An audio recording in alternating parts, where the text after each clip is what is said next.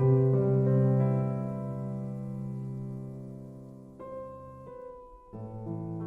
name is Bonheur Pacifique, two French names, by the way. I'm 35 years old, Rwandan. I'm a father of two, a son and a daughter. Yeah, how old are your children? 8 and 6. Oh, actually, the second one is turning 6 very soon. Okay. But the first one, Mael, is already 8 years old.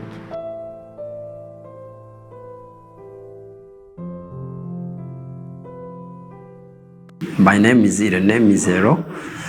Actually, I used to say I'm the founder of Mizero Care organization. I am 38 years old. I'm still single. I was born from Rwanda, western part of the country, from Ngororero district. Formerly it was Satis commune. I'm the second born in the 6 siblings. Actually, it happened to me that I become the head of the family, even though I'm the second. I grew up in Rwanda, where I was with my father, my mother, my siblings. And my father was a reader. He was an assistant burgomaster. Currently, it is equivalent to vice mayor of the district of Satis commune. I think it is very difficult to pronounce it. But it was our former commune, and my mother was also a reader in the same commune with the similar role of director of social affairs and development in the same commune. Actually, it's like director of social affairs and development at district level currently. In short, we happily lived with family before the genocide against Tutsi in 1994. So we're here to learn more from you and your culture's response to the genocide against the Tutsi in 1994. Can you share how it feels for you to be invited to share your story? I mean, it has always been a pleasure, and it's one as well up to now to share my story, especially the story of the genocide against the Tutsi. I wish I could have written, my own book, but I'm on the way. So it feels like kind of therapy as well for me. It's healing for me, and it's good because it contributes to the future of education, to our kids,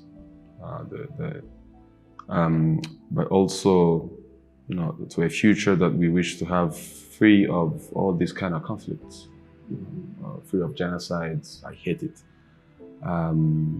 Free of, any sort of conflict that could be prevented.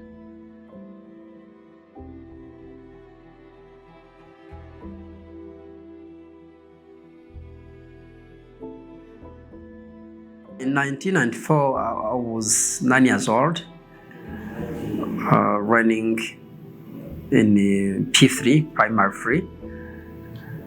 As a young man, I saw horrible things that a child at my age was not able to see. We lived in a horrible state where people died during genocide, where our colleagues from primary died because they are Tutsi, where houses were burnt, properties destroyed, and it left scars in our hearts, not only for those who were genocide survivors, even for those who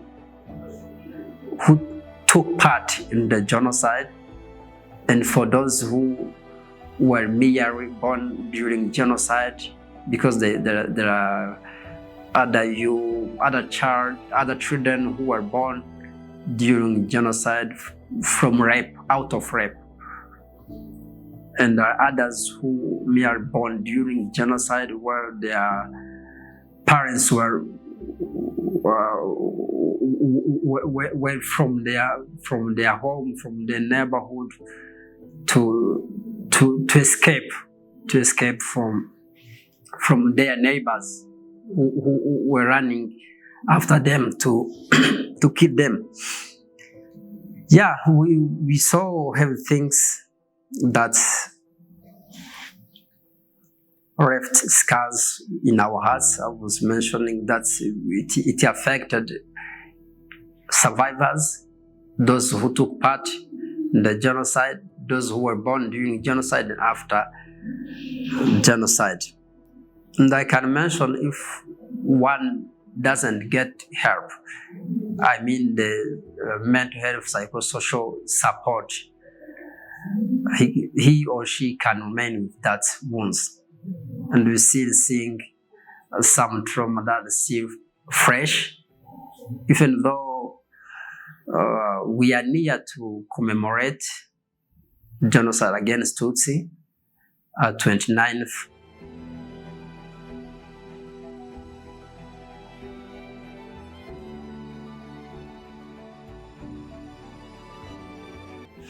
But we still see trauma that is still fresh among genocide survivors, among Rwandan community. Yeah, you can imagine at 11 years, I came back in Rwanda with my parents. I didn't mention that when the RPF Inkotanyi stopped the genocide and liberated the country.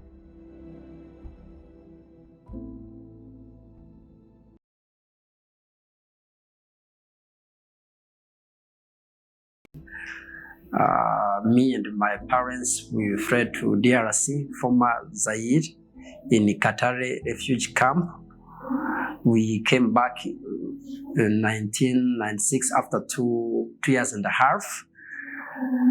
Then my parents were found guilty and imprisoned for their crimes, participated in the genocide against Tutsi. And this made me furious and anger on my face. I can even testify that I looked like an old man at my young age. Actually, at 11 years, I became the head of the family. You can understand taking responsibility at young age, how it is. And it happened when we haven't played part from those genocide crimes. But we suffered from the pain. We experienced pain for things that we didn't take part from it. Only because your parents took part in the genocide against the Tutsi. Directly, you feel the shame, you feel the pain. When you are going, you think people are seeing you from that perspective of being a child of genocide. Do you wonder about the motivation behind the killing? I mean, of course. You mean them, their motivation? Well, sort of, yes. I mean, it's all what we know. You know, It's hard not to ask the question why, though. I guess Yeah, I mean, the motivation was, as they always say, we wanted. You know, they have historically they have kind of colonized us. They don't like us, but also, which is more mental. They're not human beings. They're snakes. You know, actually, they don't even belong here. You know, they are richer than us. All these steps that lead to a genocide. The whole process, and it's one of the strange things how you can teach without this internet thing, and then you make sure that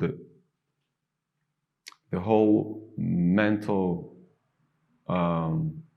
is it mental? The whole project works the same in the south, in the west, in the east, in the middle of the country, everywhere. People have the same way in their mental capacity to deliver, killing the same way, using the same words. You know, you see how successful you were to be able in those 90s to be able. Yeah, I wish this could have been used to build a country that we would be far. Yeah, if we put our energy there. Sorry? If we put our energy there. Yeah, if we put our energy there, we would be somewhere else. Like they say, we would be the Switzerland of Africa. Maybe you are there. No, we're the Rwanda of Africa, that's what I was saying. Yeah, because, you know, like surviving was not a choice.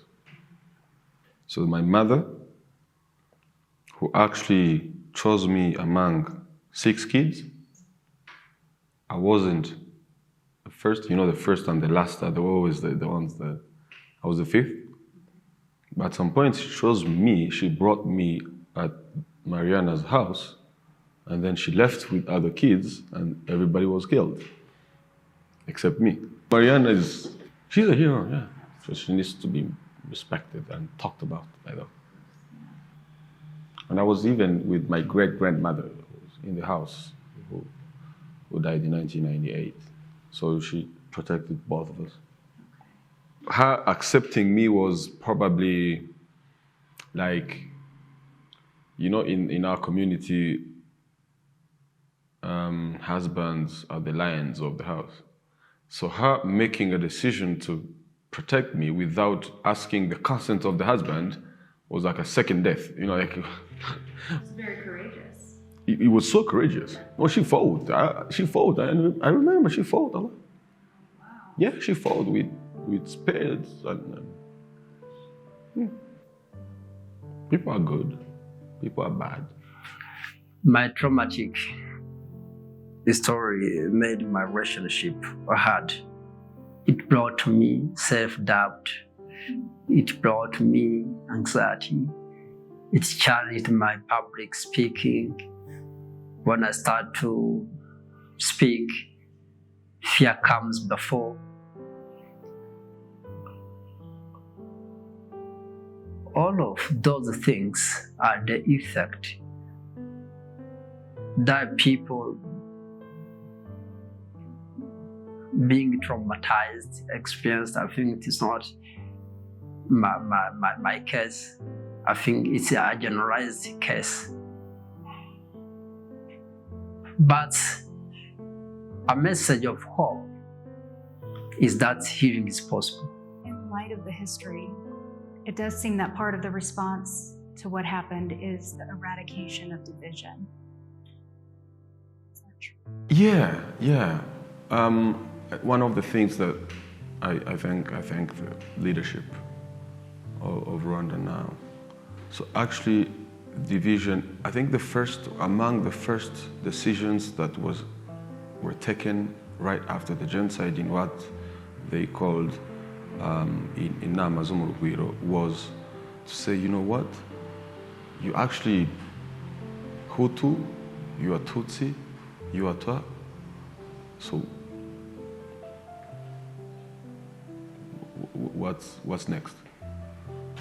I mean, it doesn't even have any profound historical fact that you guys are different. This is a made-up thing from the Western world. You are not that different. So let's be together. Let's actually think, you know, the same way we used to think before the colonization, and modernize that thinking. It was as simple as that.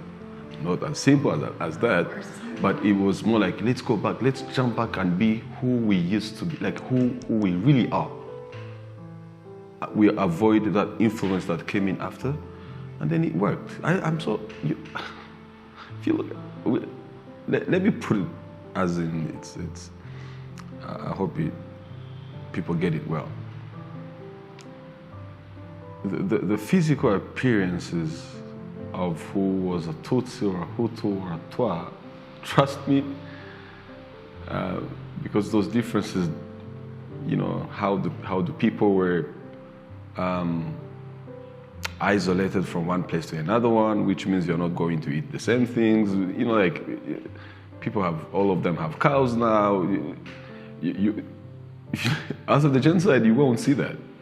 People eat the same, people live the same, people travel the same, people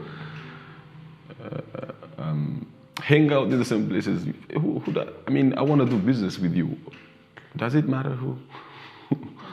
So this is the mentality that the government actually tried. It's not even installing it into the minds of people. It's just reminding them who you are.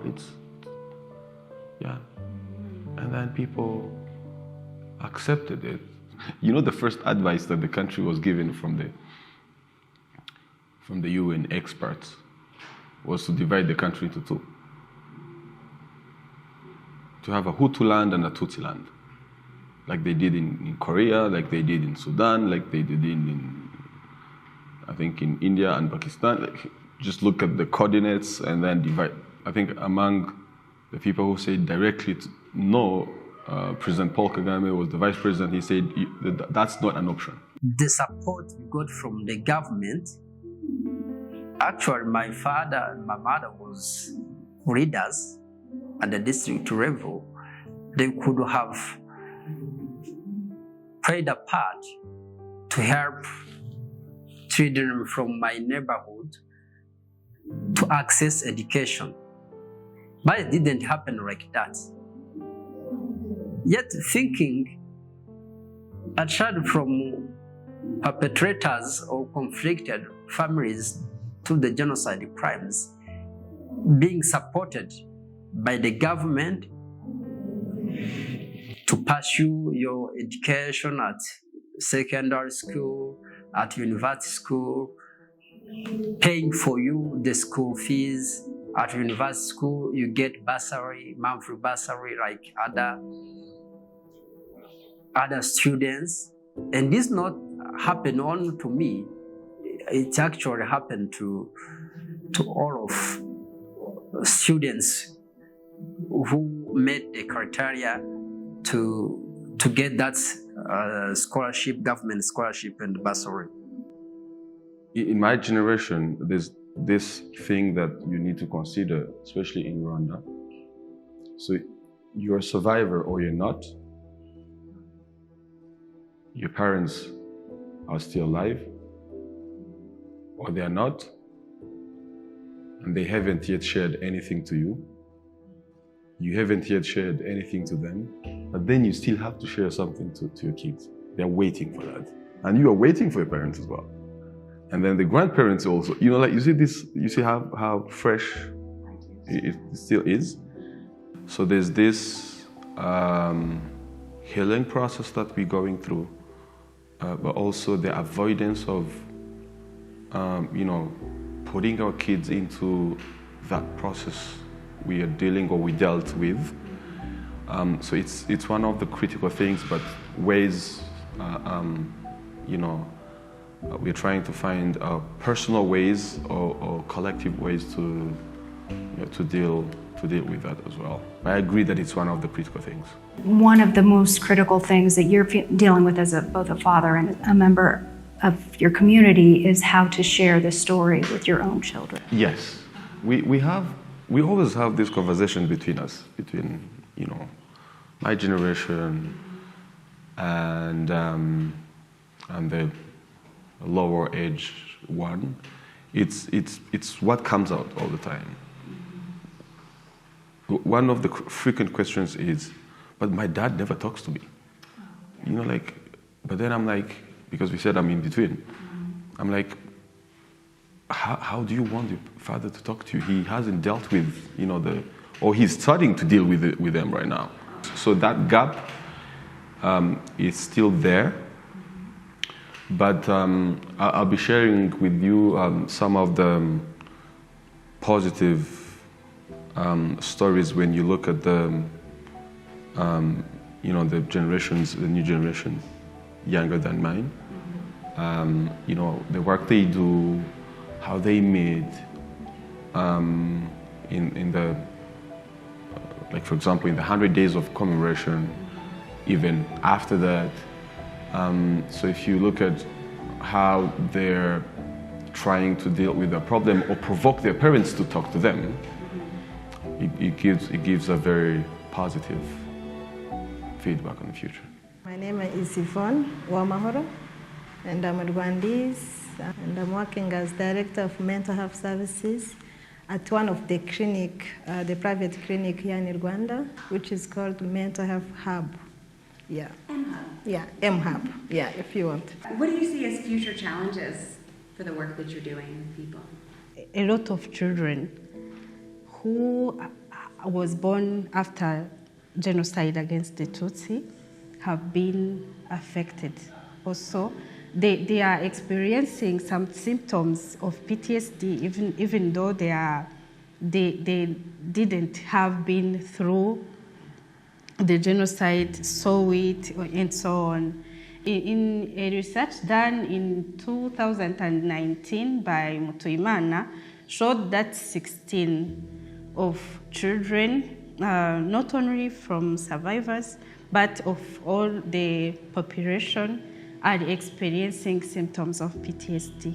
It's rare to hear someone who is talking about mental illness, depression, or trauma, yet we are having many people suffering from those diseases. People don't know that they need this kind of services, mental health services, yet they have issues. They feel that something's wrong.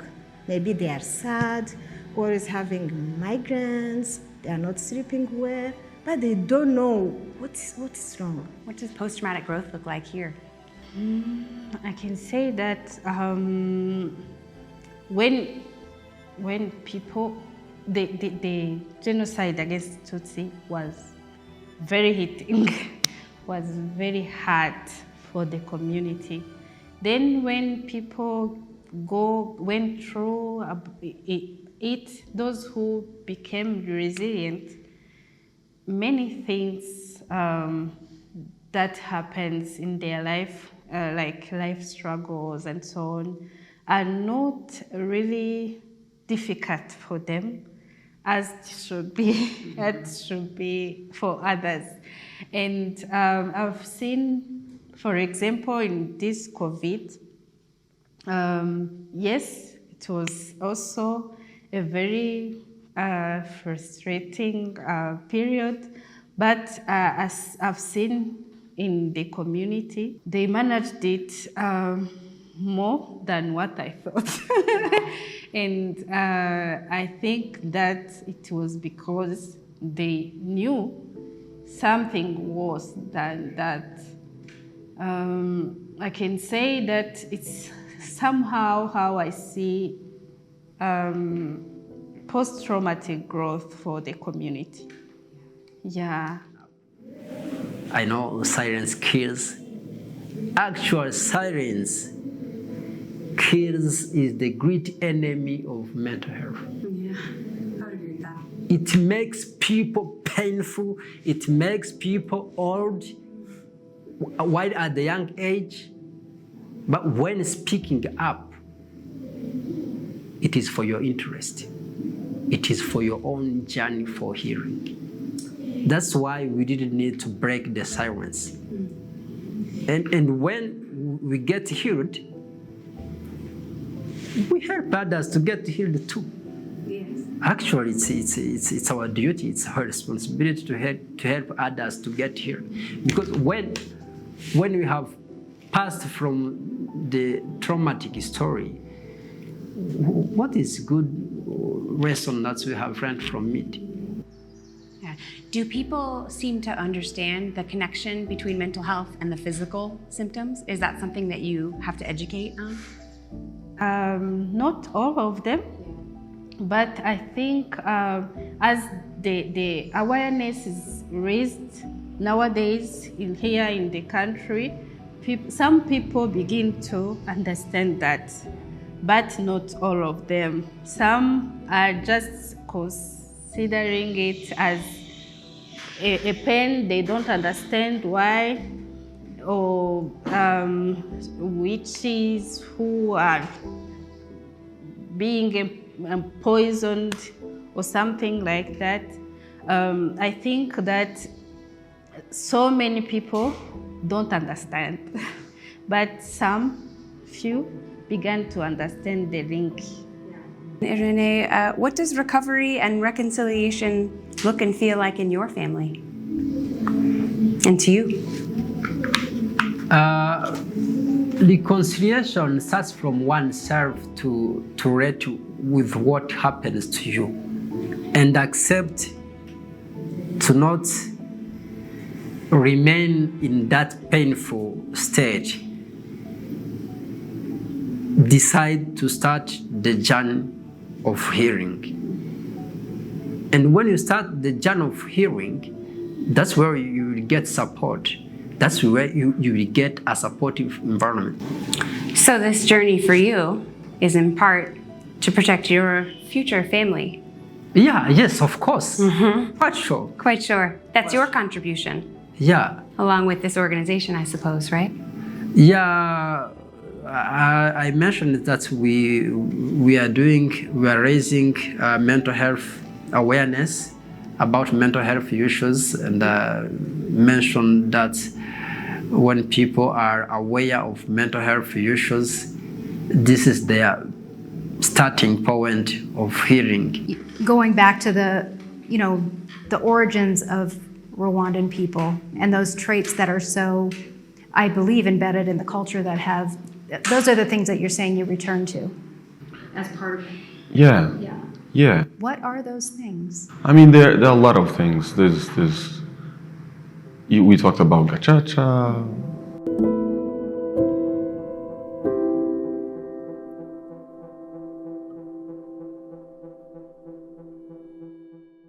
There's decisions of, like, we didn't talk about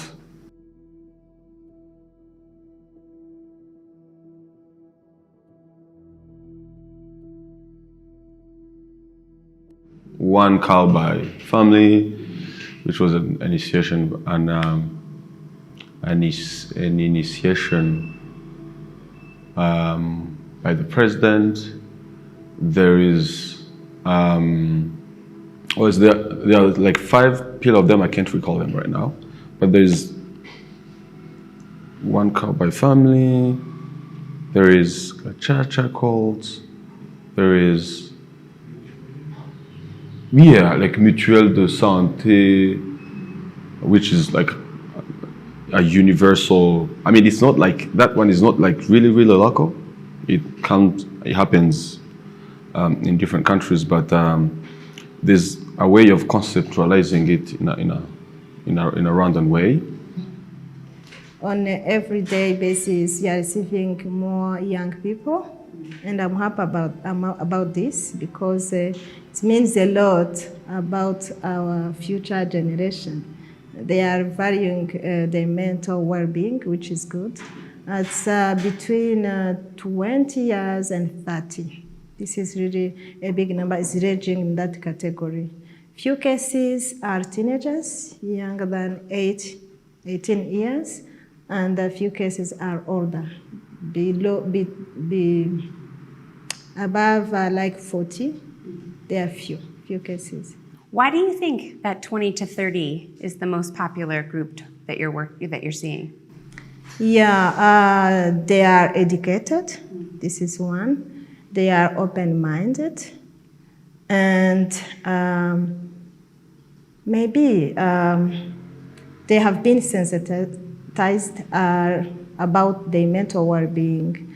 After genocide, which happened in Rwanda, the focus has been really also on mental well-being. So the young people, they target, teach them be able to feel how they are doing in terms of their thought, feelings, and behaviors, be able to identify the common mental health signs so that they can seek help on time.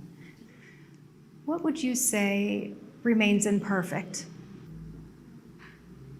I think it's wow, what remains imperfect?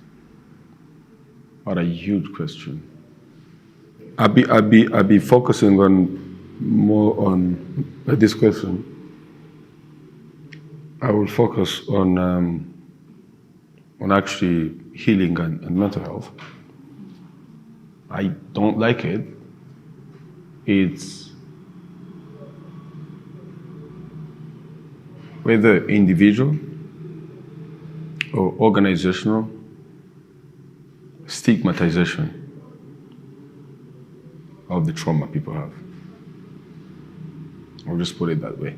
Yeah, it's so interesting because there's a collective trauma and at the same time it's stigmatized. Yeah, it's so interesting. I can see that a lot have been done to really support people who were really vulnerable, specifically after genocide. They have been receiving more support, social, psychology, economic support, so that really they can overcome the tough situation that they are dealing with. But with genocide, it never ends. Yeah, people now they are okay. Tomorrow they are having crisis. After tomorrow they are okay. I think it's going to be here for the whole life. But what we can say maybe is to be aware of when am I having crisis and how to support myself. And that's kind of sometimes what stability looks like, is being able to recognize when you need a minute, being able to recognize when you're doing okay, and that those things happen really fast within each other. Yeah. And we are lucky that people here in Rwanda understand trauma. Yeah. Everyone, even the rural areas, they know the signs of trauma. Yeah. Whenever someone is having a crisis, everyone is ready to support and maybe take the person to the health facility, closer one, so that the person can have care there. And also, people are trained, nurses, general nurses, at each level of our health system. Yeah, there is really trainings and a good connection, which is making things easier. Yeah, yeah, education. Thank you so much for sharing this with me and spending time with me today. I really appreciate you sharing this information. Yeah, it has been a pleasure also to share my experience. Thank you so much. Thank you. Yeah.